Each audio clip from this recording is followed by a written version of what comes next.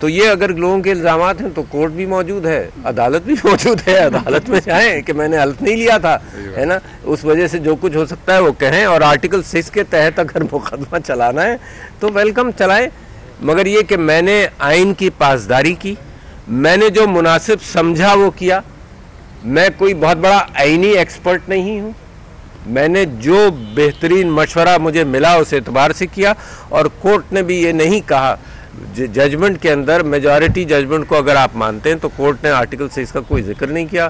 اب اس کے بعد اگر آپ چاہتے ہیں اس کے باوجود کوئی آرٹیکل 6 پر مقدمہ کر لے تو کھلا ہوا ہے معاملہ. ڈاکٹر صاحب کیا کہیں گے آپ جس پر الزام لگاتے رہے اور اس پر آصف زرداری دونوں میں سے ایک پرابلم آیا خان صاحب کے حوالے سے، وہ جنرل فیض کے حوالے سے آیا، کیا وہ جنرل فیض کے حوالے سے کہ وہ ان کو آرمی چیف بنانا چاہتے تھے، شاید اختلافات اسٹیبلشمنٹ سے خان صاحب کے یہیں پر پیدا ہوئے.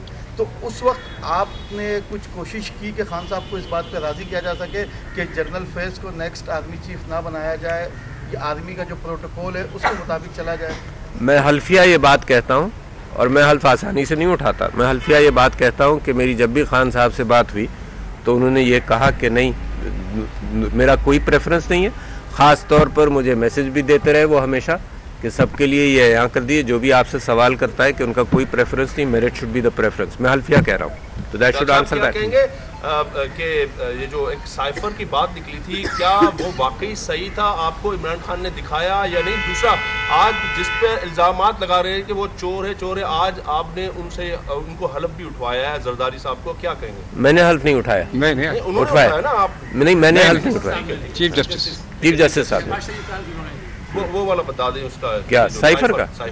میں نے آج اور پرسوں جب پرائم منسٹر صاحب کا آپ نے حلف سنا ہو تو حلف کے اندر یہ ہے، اگر منسٹر حلف اٹھاتا ہے تو منسٹر یہ کہتا ہے کہ کوئی بھی چیز جو مجھے راز پتہ چلے، کوئی بات ایسی پتہ چلے تو پرائم منسٹر کی اجازت کے بغیر میں اس راز کو پبلک نہیں کروں گا.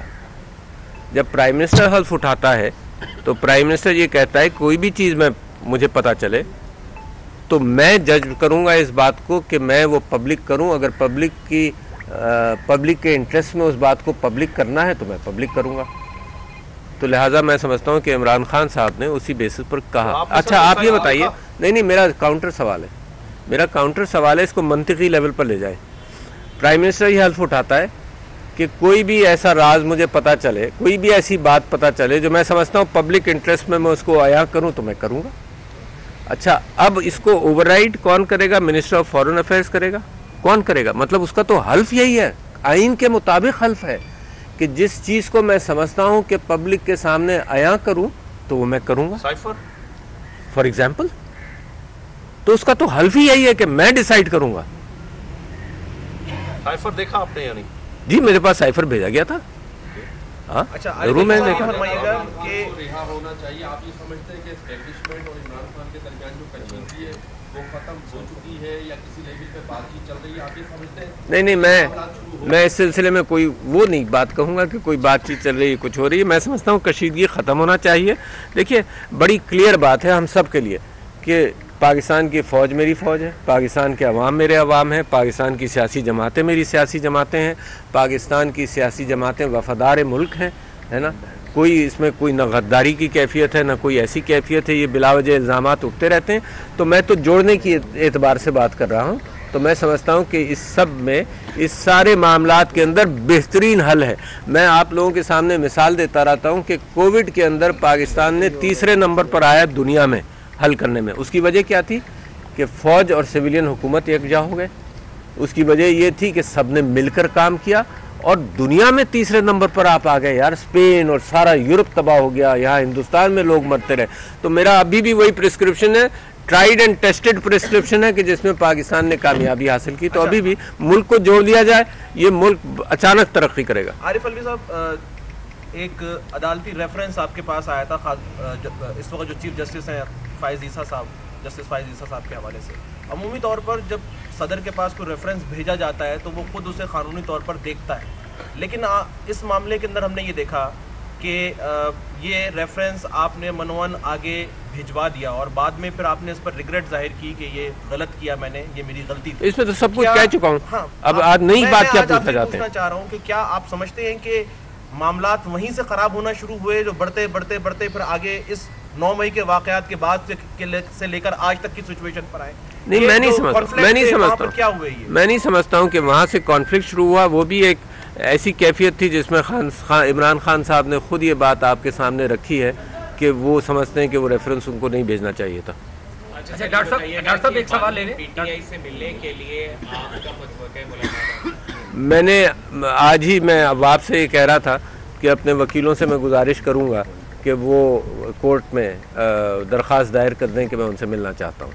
ڈاکٹر صاحب سوال میرا آپ سے یہ ہے کہ کیا جو کہا جا رہا ہے کہ 9 مئی میں جو لوگ 9 مئی کے واقعات میں ملوث ہیں, آپ کیا کہتے ہیں ان کو سزا ہونی چاہیے یا نہیں؟ اور دوسرا جو پہلے میں نے سوال کیا تھا اس میں ابھی آپ نے کہا تھا کہ میں نے اسٹیبلشمنٹ سے اور عمران خان سے بہت کوشش کی, ملانے کی نہیں ہوا, تو اس میں ہٹ درمی کس کی تھی, اسٹیبلشمنٹ کی, عمران خان کی؟ آپ کیوں چاہتے ہیں کہ میں کسی ایک کی ہٹ درمی کا ذکر کروں؟ ابھی بھی میری کوشش یہ ہے کہ سب جڑ جائیں. دوسری بات آپ نے 9 مئی کی, آپ یہ ذہن میں رکھیے کہ ایز پریزیڈنٹ آف پاکستان میں نے آئین کی پاسداری کرتا ہوں, اور میں ہمیشہ جب مجھے 1969 کے اندر گولیاں لگی تھیں تب بھی میں سڑک پر یہ کوشش کر رہا تھا کہ لوگ توڑ پھوڑ مت کرو اور گھر جاؤ, اور کرفیو لگنے والا تھا. تو میں نے تو 9 مئی کے اندر جو واقعات ہوئے اس حوالے سے میں نے اس توڑ پھوڑ کی مذمت کی ہے, اور کوئی وجہ نہیں کہ اس سے میں پیچھے ہٹوں. میں سمجھتا ہوں کہ انصاف کا تحقیقات کر کے جن کو سزا دینی چاہیے, جنہوں نے قانون توڑا ان کے لیے سزا ہونی چاہیے. ڈاکٹر صاحب پہلے جسٹس قاضی فائز عیسیٰ کے تمام فیصلوں سے آپ مطمئن ہیں؟ مطلب آپ کیا چاہتے ہیں کہ میرے اور قاضی فائزہ کے درمیان کوئی بات ہو, ہے نا؟ جو فیصلے وہ دے چکے ہیں تو وقت اس کے اوپر گفتگو کرتا رہے گا, میں بھی کرتا رہوں گا. ڈاکٹر صاحب پہلے مینڈیٹ کا مسئلہ آیا کہ مینڈیٹ چوری ہو گیا, اس کے بعد جو مخصوص نشستیں تھیں وہ بھی بانٹ دی گئی. ہاں جی, تو اس پہ کوئی نہیں, میں نے تو کہا نا, میں نے تو نیشنل اسمبلی کے لیے بھی یہ کہا کہ مخصوص نشستوں کا فیصلہ کرو. میں نے یہ بھی کہا جس دن میں نے وہ سائن بھی کیا اس کے اندر بھی لکھا کہ جب تک مخصوص نشستوں کا فیصلہ نہیں ہوگا تو یہ اسمبلی مت کال کرو.